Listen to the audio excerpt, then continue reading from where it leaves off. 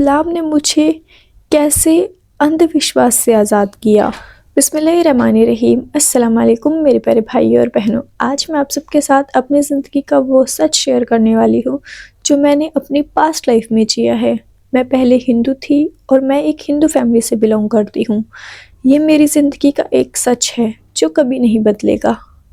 लेकिन आज मैं मुस्लिम हूँ, अल्हम्दुलिल्लाह। इस बात पर मुझे सच में बहुत प्राउड फील होता है कि मैंने एक सच्चे दीन को अपनाया है। और ये सच मैं किसी धर्म से नफ़रत के तौर पर नहीं बोल रही हूँ, बल्कि ये तो वो सच है जो हमेशा कड़वा लगता है। सच में जब तक मैं हिंदू थी मैं भी वही सारी चीज़ें करती थी जो मुझे बचपन से सिखाई गई। बिना सोचे समझे बस उन चीज़ों को फॉलो करती रही। और आज मैं आपको बताऊंगी आखिर इस्लाम ने मुझे कैसे अंधविश्वास से आज़ाद किया। ये चीज़ तो आप जानते हैं कि हिंदू रिलीजन में मूर्ति पूजा की जाती है और मैं भी पहले हिंदू थी तो मैं भी मूर्तियों की पूजा करती थी। लेकिन एक बात जो सोचने वाली है, मंदिर में जो मूर्ति रखी होती है वो इंसान ने अपने हाथों से बनाई होती है। मतलब वो मूर्ति जो मिट्टी, पत्थर, सीमेंट से बनी होती है। और ये चीज़ मैंने खुद अपनी आँखों से देखी है। कोई इंसान मूर्ति बना रहा है तो कोई दूसरा इंसान उसको कलर कर रहा है और कोई इंसान ट्रक में भरकर उन मूर्तियों को दूसरी जगह बेचने के लिए ले जा रहा है। और फिर वही मूर्तियाँ जो लोग उनको खरीदते हैं उनके लिए भगवान बन जाती है। सच में मैं आज भी अगर इस बात को बहुत ध्यान से सोचती हूँ तो मुझे सच में बहुत हैरानी होती है कि मैं पहले एक ऐसे धर्म में रहती थी जिस मूर्ति को लोग खुद बनाते हैं, उस मूर्ति को भगवान कैसे मान सकता है। ये बात सच में सोचने वाली है। जो मूर्ति खुद चल नहीं सकती वो हमारी ज़िंदगी का फैसला कैसे कर सकती है। और यही सबसे बड़ा अंधविश्वास है, जब इंसान की अक्ल बंद हो जाए और रिवायत चलने लगे। सच में ये सवाल तो मैं उन लोगों से पूछना चाहती हूँ जो आज भी मूर्तियों में अपना भगवान ढूंढते हैं। अगर मूर्ति सच में एक भगवान का रूप होती है तो वो खुद को बारिश से क्यों नहीं बचा सकती? वो मूर्ति खुद को टूटने से क्यों नहीं बचा सकती? या फिर वो खुद अपनी जगह कैसे नहीं बदल सकती? मैंने वो आज भी बहुत सारी जगह ऐसी देखा है कि जो मूर्तियाँ होती हैं वो ऐसे ही कहीं सड़क पर पड़ी होती हैं, गंदे नाले में पड़ी होती हैं, कूड़े कचरे में पड़ी होती हैं। सच में ये बात सोचने वाली है।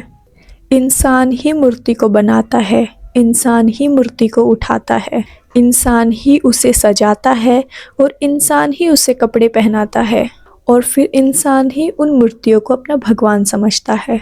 ये कोई भक्ति नहीं है, बल्कि ये तो इंसान की सोच का अंधा हो जाना है। और हाल ही में जैसे कि जो मैंने कुत्ते वाली न्यूज़ देखी थी जो सोशल मीडिया पर बहुत वायरल हो रही थी, लास्ट वीडियो में मैंने आपको उसके बारे में बताया भी था। सच में ये बात हैरानी करने वाली है। कल तक लोग मूर्तियों की पूजा करते थे, आज जानवरों की पूजा कर रहे हैं और कल कुछ और नई चीज़ सामने आएगी। ये बात सच है, जब इंसान के पास सही गाइडेंस ना हो तो वो किसी को भी भगवान बना लेता है। और यही तो सबसे बड़ा अंधविश्वास है जो भगवान के होने का कॉन्सेप्ट ही बिगाड़ देता है। सही मायनों में भगवान, ईश्वर, खुदा वो होता है जो ना कभी पैदा हुआ हो, जो ना कभी मरा हो, जो ना कभी सोता हो, जो ना कभी कुछ खाता हो, बस अपनी हर चीज़ पर कुदरत रखता हो और जो खुद भूखा प्यासा रहता हो। बताओ वो कैसे भगवान हो सकता है? जिसे किसी इंसान के सहारे की ज़रूरत पड़े वो भगवान कैसे हो सकता है? और सच में जब मैं खुद इस्लाम के करीब आई तो मुझे इस्लाम में जो सबसे पहले कॉन्सेप्ट मिला वो है तौहीद, यानी अल्लाह एक है, ना वो पैदा हुआ है, ना उसने किसी को पैदा किया है और ना ही उसके जैसा कोई दूसरा है। सच में ये चीज़ मुझे इस्लाम ने समझाई है। भगवान वो नहीं है जो बनाया जा सके, बल्कि भगवान तो वो होता है जो हमें बनाता है। और कितनी मूर्तियाँ ऐसी देखी हैं जो टूट जाती हैं, लेकिन अल्लाह कभी ख़त्म नहीं होता। मूर्तियों को इंसान अपने हाथ में उठा सकता है, लेकिन अल्लाह सबको उठाता है। बस इसी लॉजिक से मेरी ज़िंदगी बदल गई और ये चीज़ मुझे इस्लाम ने समझाई किसी इंसान के हाथ में कोई तकदीर नहीं और किसी मूर्ति के हाथ में हमारी ज़िंदगी नहीं और किसी जानवर के हाथ में कोई कुदरत नहीं। बस अल्लाह के हाथ में सब कुछ है।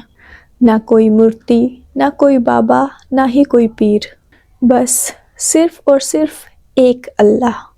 और ये चीज़ हमें इस्लाम सिखाता है, सोचना, समझना और फिर उस चीज़ को फॉलो करना। और सच में मैं अल्लाह का शुक्र अदा करती हूँ कि उसने मुझे अंधविश्वास से निकाल कर एक सही दीन में शामिल किया। और ये मेरी ज़िंदगी का सच है। आज मैं किसी तरह के पत्थरों के सामने नहीं झुकती, बल्कि मैं तो उस रब के सामने झुकती हूँ जो पत्थरों को भी बना सकता है। और ये बात सच है कि इस्लाम ने मुझे अंधविश्वास से नहीं बल्कि अंधी ज़िंदगी से आज़ाद किया।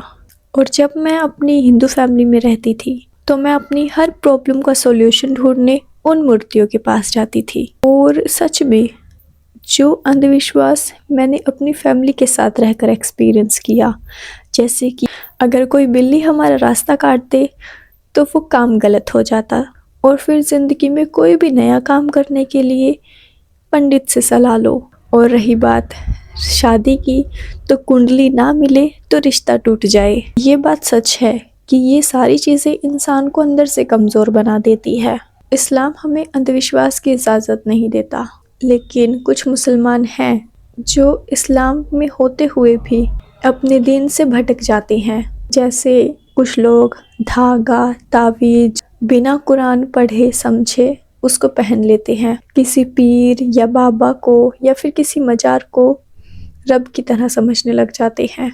और जहाँ तक मैंने इस्लाम को समझा, इस्लाम सीधा सीधा सिंपल तरीके से हमें ये चीज़ सिखाता है, मदद सिर्फ अल्लाह से मांगो, डर सिर्फ अल्लाह का रखो और हमारी ज़िंदगी के फ़ायदे और नुकसान सिर्फ अल्लाह के हाथ में है। और ये चीज़ कुरान भी हमें सिखाता है कि तुम अल्लाह के सिवा किसी को भी मत पुकारो, ना पीर, ना बाबा, ना कोई मूर्ति, बस सिर्फ एक अल्लाह। ये बात समझने वाली है। हर इंसान इस्लाम को अच्छे तरीके से फॉलो नहीं करता, लेकिन इस्लाम हमेशा कुरान और सुन्नत के मुताबिक होता है। और अगर कोई मुसलमान अपने दीन से भटक जाता है तो वो धीरे धीरे करके इस्लाम के ख़िलाफ़ होते चला जाता है, क्योंकि इस्लाम में कहा गया है अगर कोई चीज़ तुम्हें अल्लाह से जोड़ती है तो वो है हक़, और वहीं अगर कोई चीज़ तुम्हें अल्लाह से हटाकर इंसान, कब्र या फिर किसी भी दूसरी चीज़ से जोड़ दे तो वो भी एक तरह का अंधविश्वास ही हुआ, फिर चाहे वो किसी भी धर्म में क्यों ना हो। खैर, आपका इस टॉपिक पर क्या ख्याल है मुझे कमेंट करके ज़रूर बताइएगा। अगर वीडियो अच्छी लगे लाइक, शेयर और चैनल को सब्सक्राइब ज़रूर कर लीजिएगा। इंशाल्लाह मिलूँगी किसी नेक्स्ट व्लॉग में। अल्लाह हाफ़िज़।